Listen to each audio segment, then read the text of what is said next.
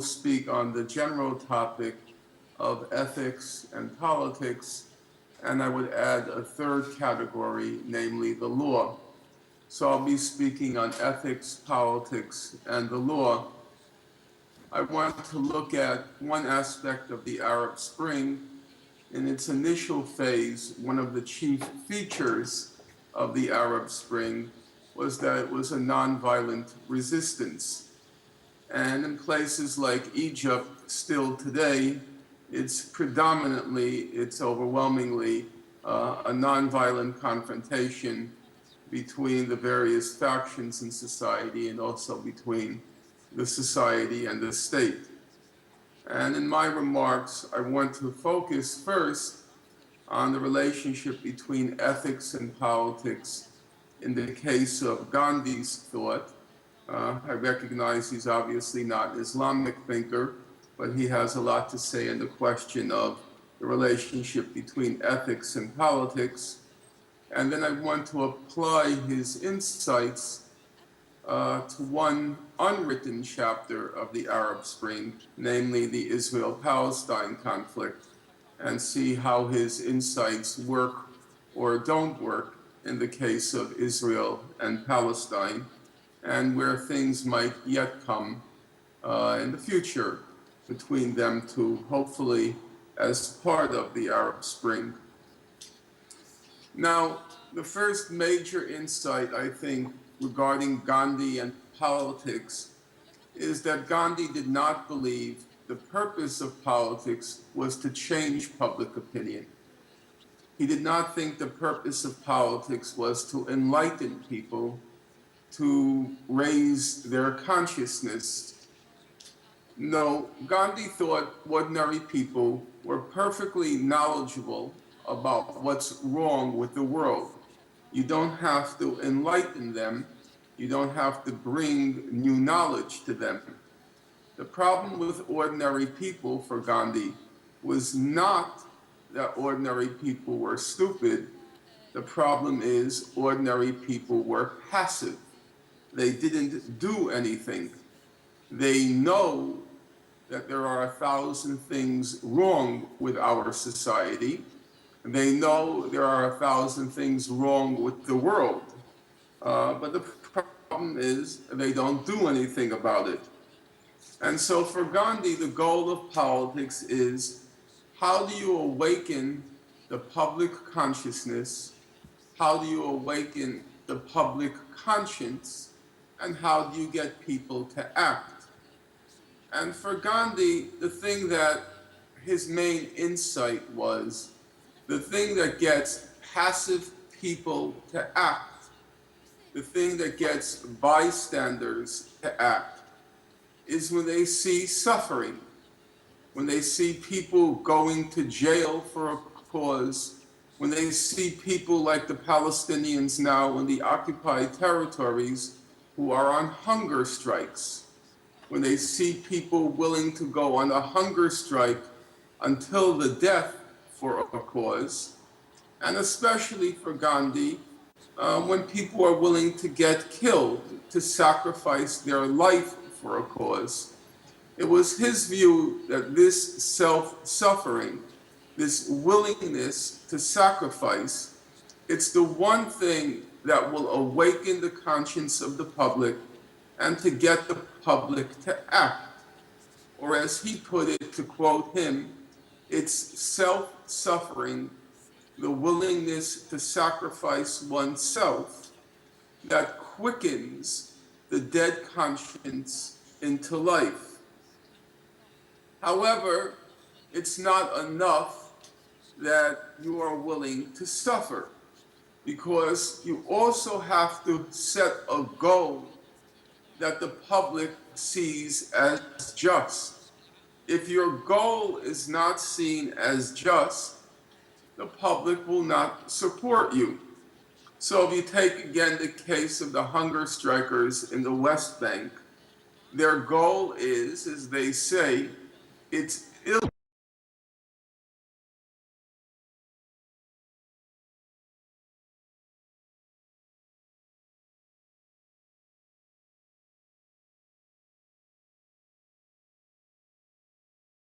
illegitimate, it's immoral, it's unethical to lock people up in jail, to tell them they're being locked up, but not telling them why they're being put in jail, not giving them what the public sees as the right to a fair trial. So it's not enough that your means are just. It also has to be the case that the public sees your ends as just. They have to see your goals as just. If they don't see your goals as just, you will never be able to get the public to support you. And that brings me to the first conclusion, which is that politics is about public ethics. It's not about personal ethics. It's not about your ethics or my ethics. It's about the ethics of the broad public. Gandhi himself lived two lives. The life most of you are familiar with is Gandhi, the political leader. But Gandhi was also the head, the leader of an ashram. And an ashram is kind of like a cult. Now, in his ashram, Gandhi enforced a very strict moral ethic, a very strict ethical code. It was his personal ethical code. So in his ashram, nobody was allowed to eat meat because we are all vegetarians here. Nobody is allowed to have sex because we are all brahmacharis, and so on. The important point is Gandhi did not use the same ethical code when he was trying to organize a political movement. If he made his personal ethical code a condition for being a member of the Indian independence movement, well, obviously, he wouldn't attract more than 10 or 20 people.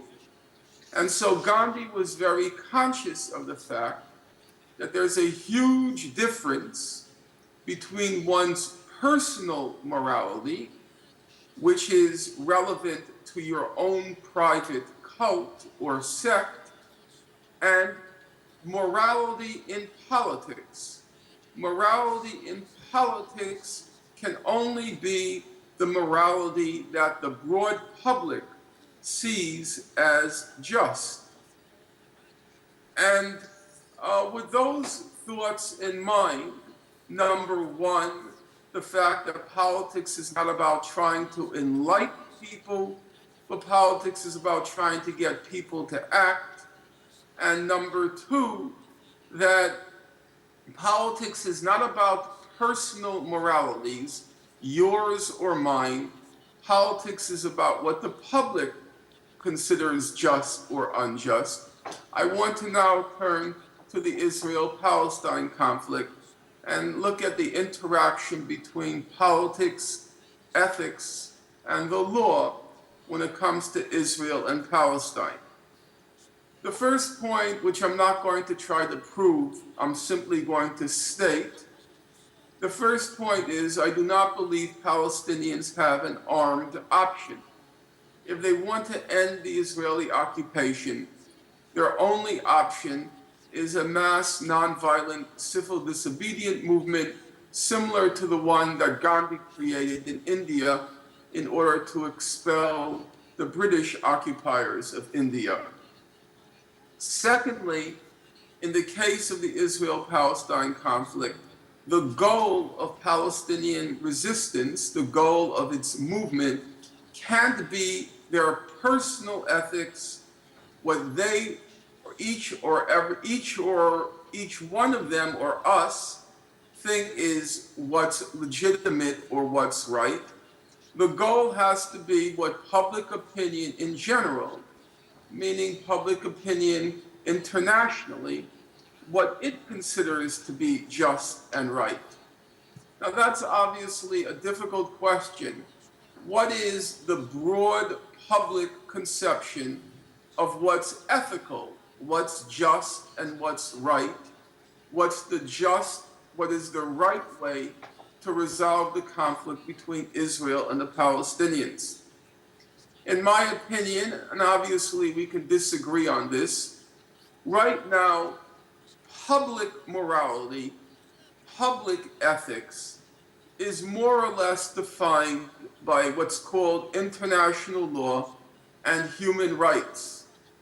Now, I recognize nobody has to prove it to me. I'm fully aware that in many ways, international law and human rights are very limited in what they offer humanity. However, I think it's also true to say that international law and human rights are, in the world in which we live today, they are the basic language, the basic vocabulary of public ethics. When you want to refer to a wrong that a regime is committing, you say that violates human rights, that violates international law.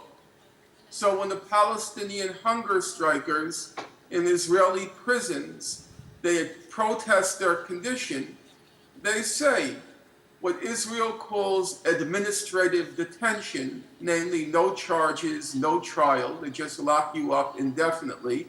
They say administrative detention is illegal under international law, which it is, and they say it violates our basic human rights, which is true.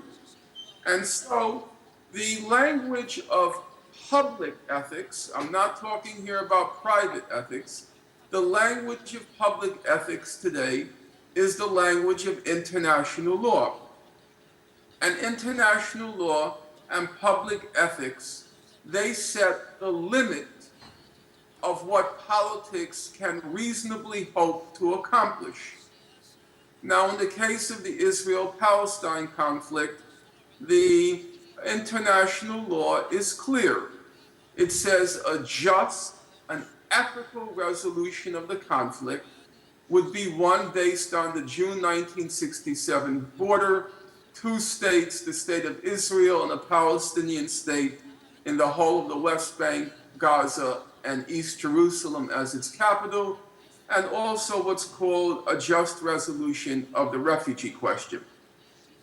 Now, some of you may say, two states, that's unfair.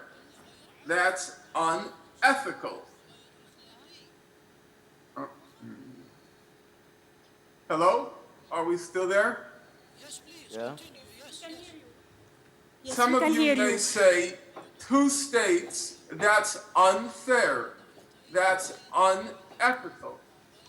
But I would have to answer that by saying, well, yes, there is an argument that Israel's creation in 1948 was unjust. However, politics is not about what you or I consider just and unjust.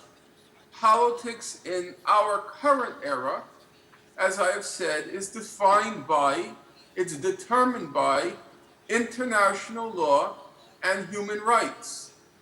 And in every public institution in the world today, whether it be the United Nations General Assembly, which is the most representative political institution in the world today, or the International Court of Justice, which is the most respected legal body in the world today, in every major institution, including, incidentally, the major human rights organizations, Amnesty International and Human Rights Watch, they've reached a consensus that a just settlement of the conflict, a just and ethical settlement of the conflict will be based on international law and human rights. That's the consensus. So, for example, if you look at United Nations General Assembly, every year it votes on a resolution, peaceful settlement of the Palestine question, and every year the vote is the same. It's the whole world on one side, and on the other side, the United States, Israel, and a few islands in the South Pacific. The vote in 1997 was 155 to 2, the US and Israel being the two.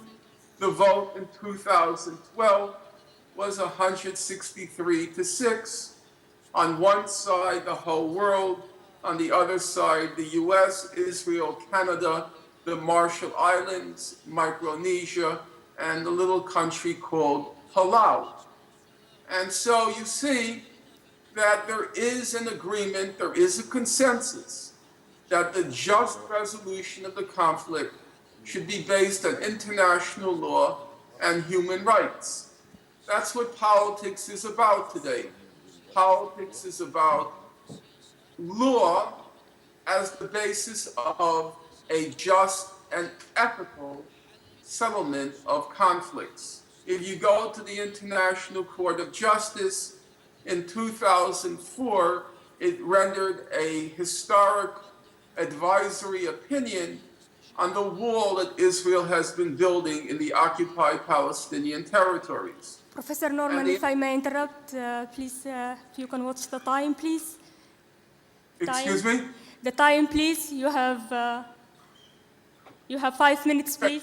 Let me then just turn to the end, because the end, I think, is the most important point, which is many of you are probably now thinking, even if everything I said is perhaps true, that politics is about public, not private ethics, that public ethics in the current era is defined by international law and human rights, many of you are probably thinking, well, what difference does it make? Because in the real world, we know that the United States and Israel, they don't respect the law. So even what I was saying were true, many of you are thinking it's irrelevant. But I don't think that's the case. It's easy to understand why people are skeptical about the law, but I think the law, morality, ethics, can be a very powerful weapon if we learn how to use it. So in 2004, the International Court of Justice, it said three things. It said the wall that Israel has been building in the West Bank is illegal. It then said the wall has to be taken down. And then it said it's the responsibility of all of us, the world community, to make sure the wall is dismantled. So now let's imagine something, and I'll end on this note. Let's imagine if 1 million Palestinians marched on the wall with a copy of the International Court of Justice opinion in one hand and a hammer in the other hand. And let's imagine if we in the international community did our job and told the world all the Palestinians want to do is enforce the law as it's been stated by the highest judicial body in the world, the International Court of Justice. If 1 million people, 1 million Palestinians marched on the wall with a copy of the International Court of Justice decision, a hammer in the other hand, if we did our job and told the public they're just trying to enforce the law, I think it's quite possible that Palestinians will be able to break down the wall because Israel will have no defense. It will not be able to use its usual violent force against the Palestinians. Now, I know I am not naive. Yes, Israel will kill many Palestinians.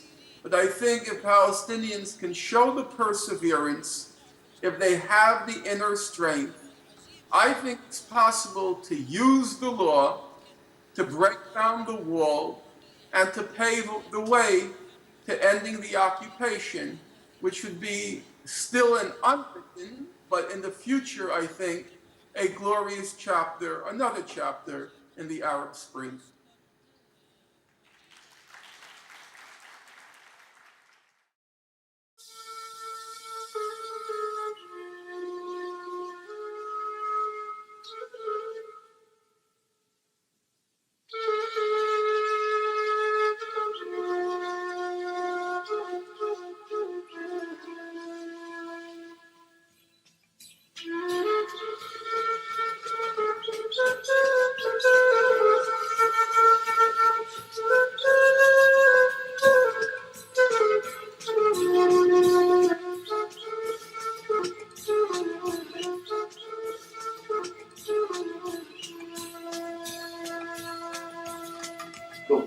was illegal. That was point number one.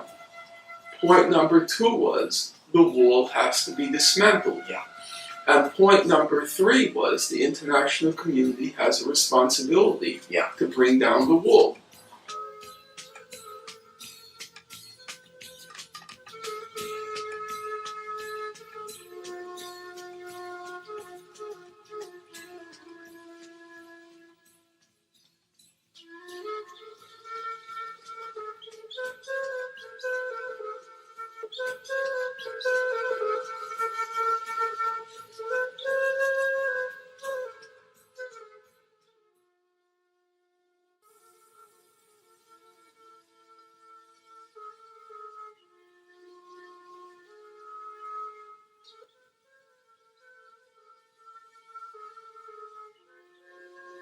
If the Palestinians had made use of the 2004 International Court of Justice advisory opinion declaring the wall illegal, if, for example, hypothetically, 1 million Palestinians marched on the wall, holding in one hand the opinion of the International Court of Justice and holding a pick or a hammer in the other hand and saying we're going to demolish the wall.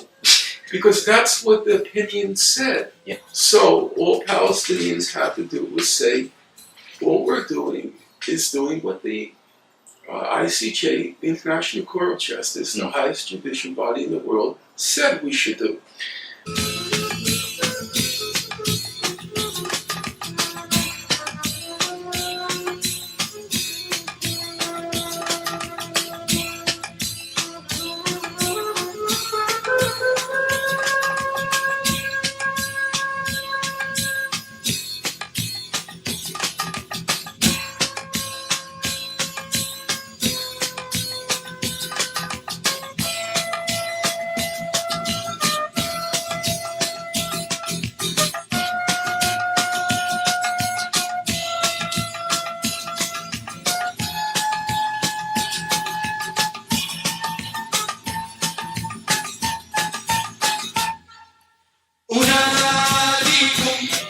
أشد على أياديكم وأبوس الأرض تحت نعالكم وأقول أفديكم وأهديكم ضياع عيني ودفء القلب أعطيكم فمأساتي التي أحيا نصيبي من مآسيكم وأهديكم ضياع عيني ودفء القلب أعطيكم فمأساتي التي أحيا نصيبي من مآسيكم أناديكم أشد على أياديكم وأبوس الأرض تحت نعالكم وأقول أفديكم أناديكم أشد على أياديكم وأبوس الأرض تحت نعالكم وأقول أفديكم أناديكم أشد على أياديكم وأبوس الأرض تحت نعالكم وأقول أفديكم أناديكم أناديكم أناديكم أناديكم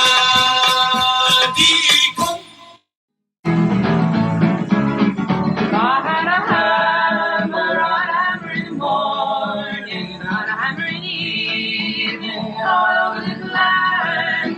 I had a hammer on danger, I had a hammer on a warning, I had a hammer on love between my brothers and sisters, all over this land.